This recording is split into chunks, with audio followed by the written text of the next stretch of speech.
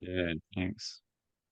Yeah, so yeah, like I was saying, like I had an 18-year-old who it was actually his mum. Well, actually, it wasn't his mum. It was a friend, his mum's friends who told me that the 18-year-old was coughing up blood, had to go to hospital, and wanted to quit.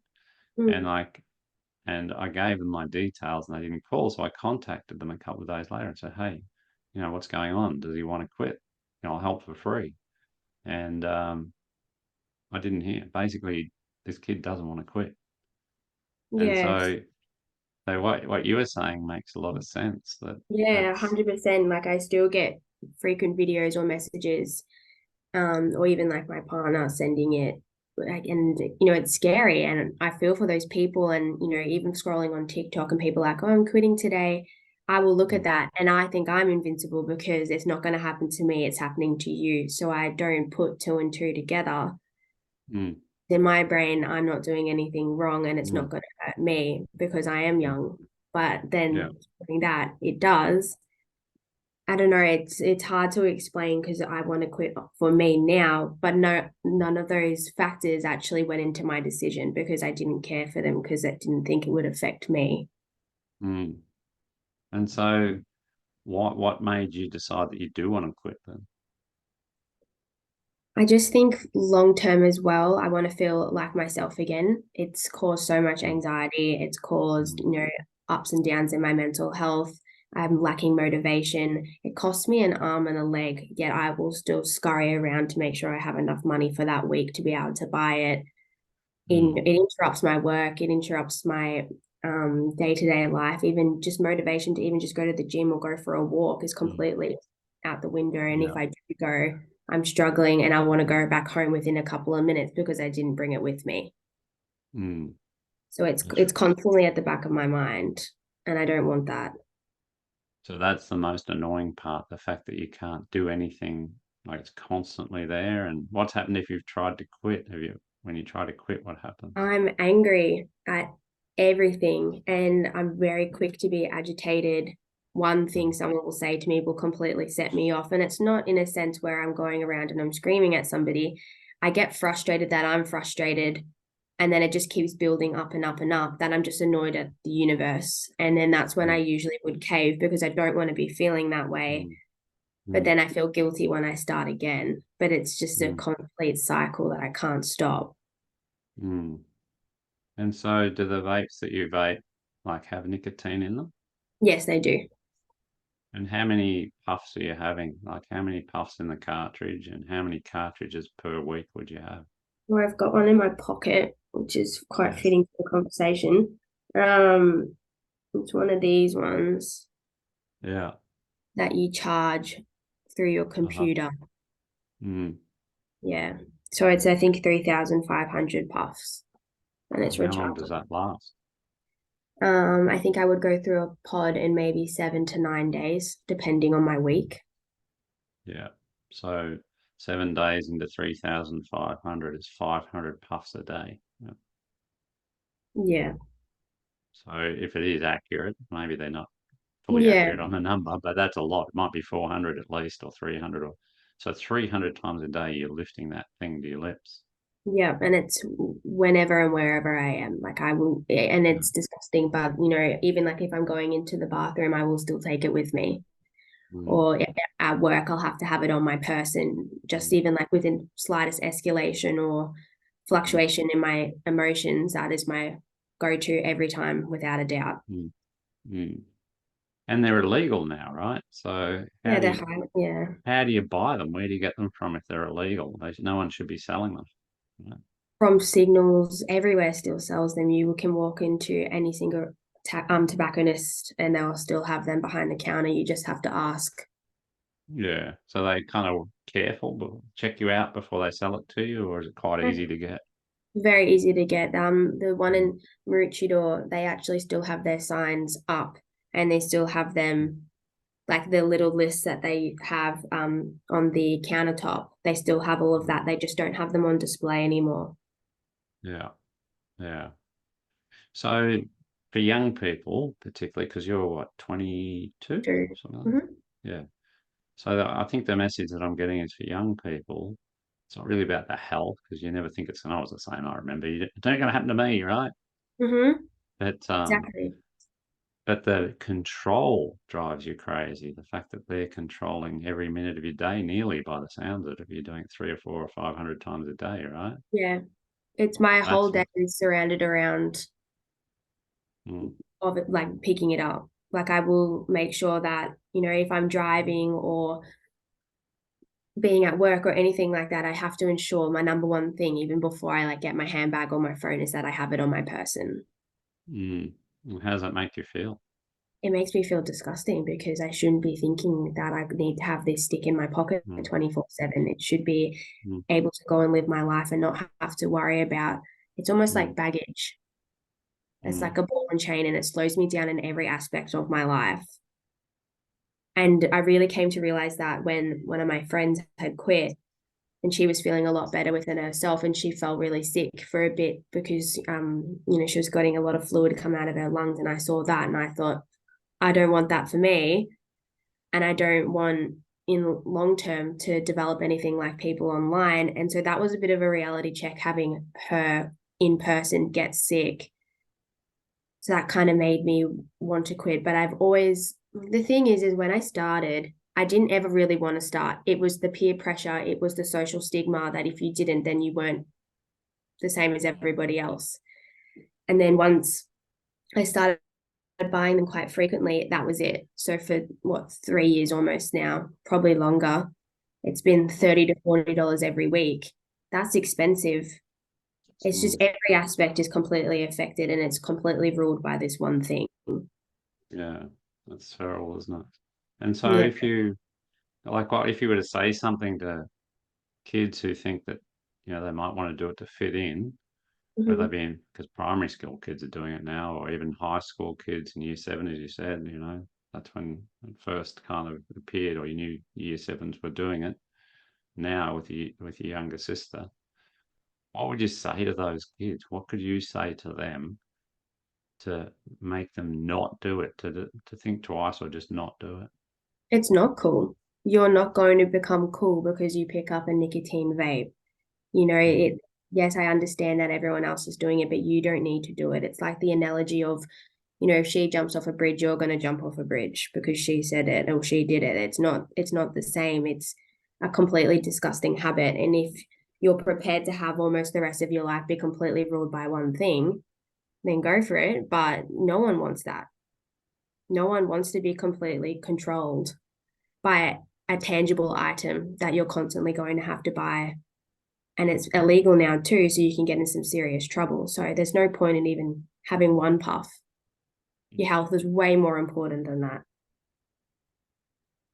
beautiful, thank you.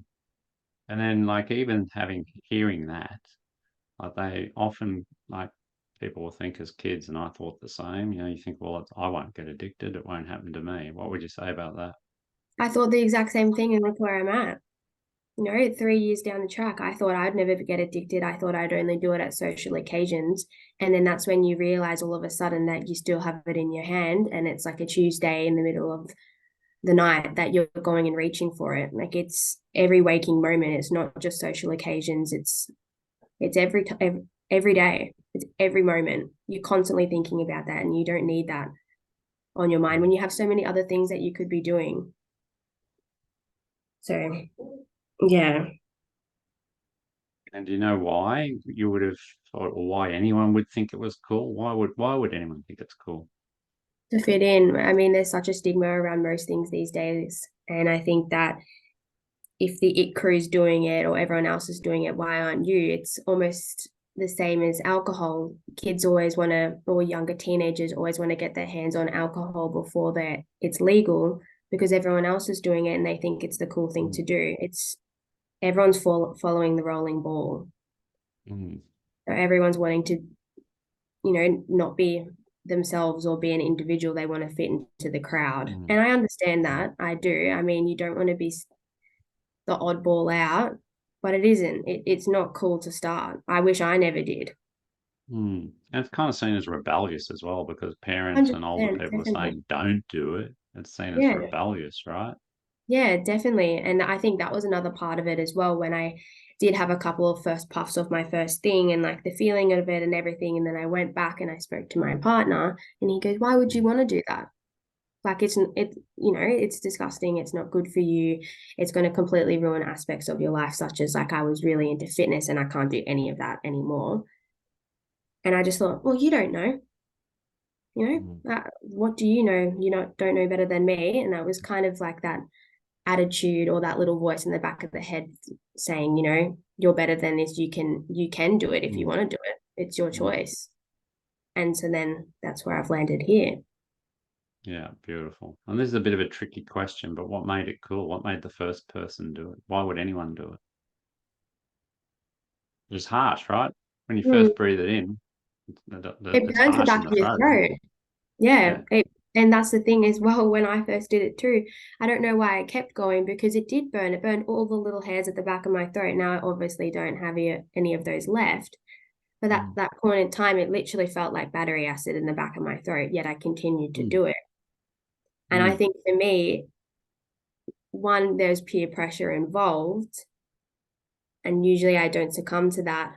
But I wanted to be friends with these people as well. So it was not having the greater understanding of who these type of people are, and who I wanted to associate myself with. I didn't think about that then, and so I thought it was super cool to make sure that I was in with that crowd, and that's what made it appealing to me.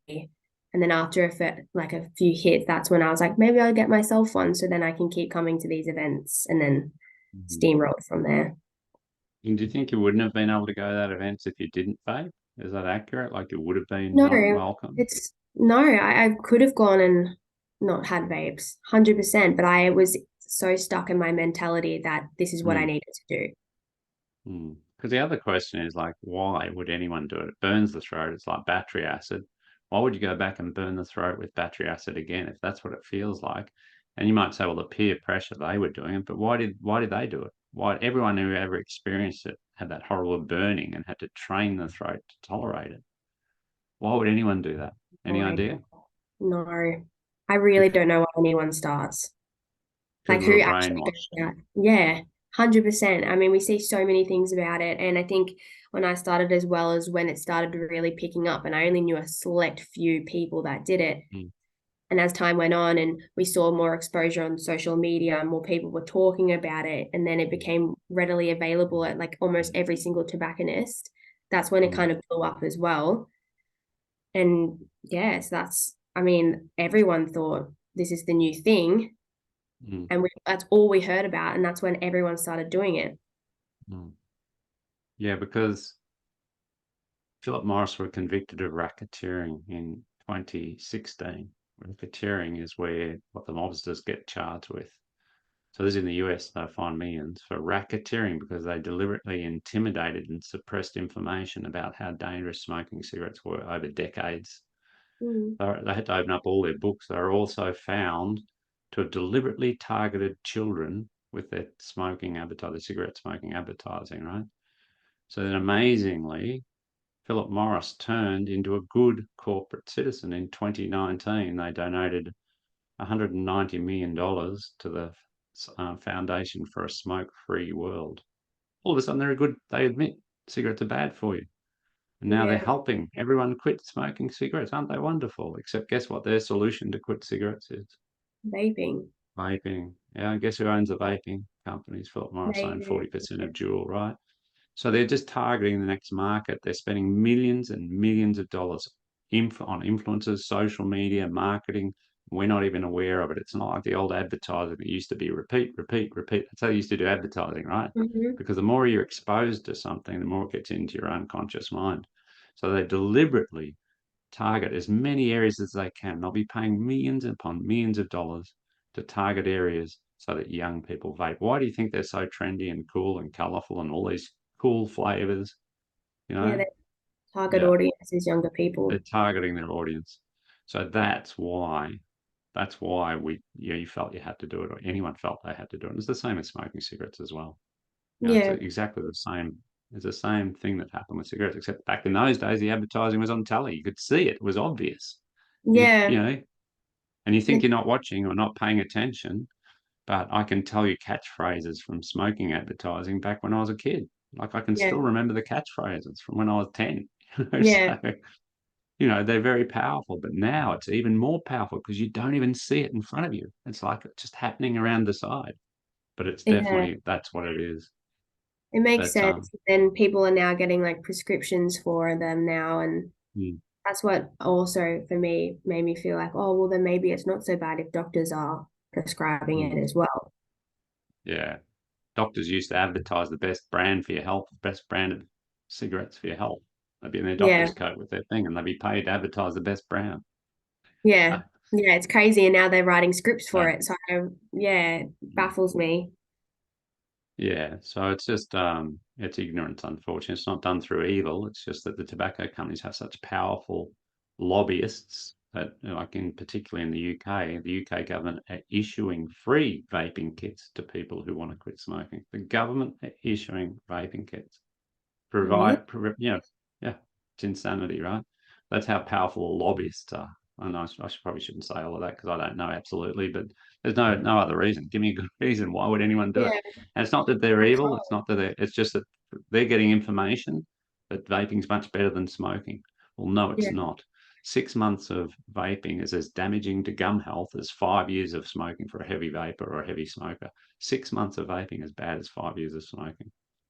But anyway, that's So I've been yeah, so like smoking for like 15 years of my life and I'm only 22. So that means I only had 7 years of clean, healthy young lungs, right? mm, In mm, comparison.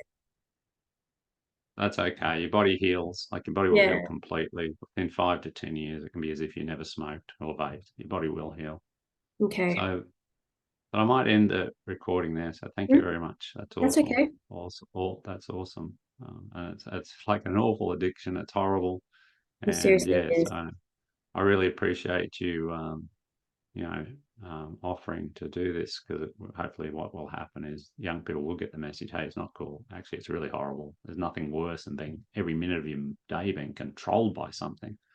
And Yeah. if you want to rebel, let's be rebellious against the people who are making us spend $40 every week to poison ourselves and have no control in our life. How about we rebel against those tobacco companies or those 100%. vaping companies? Yeah. Definitely. All right.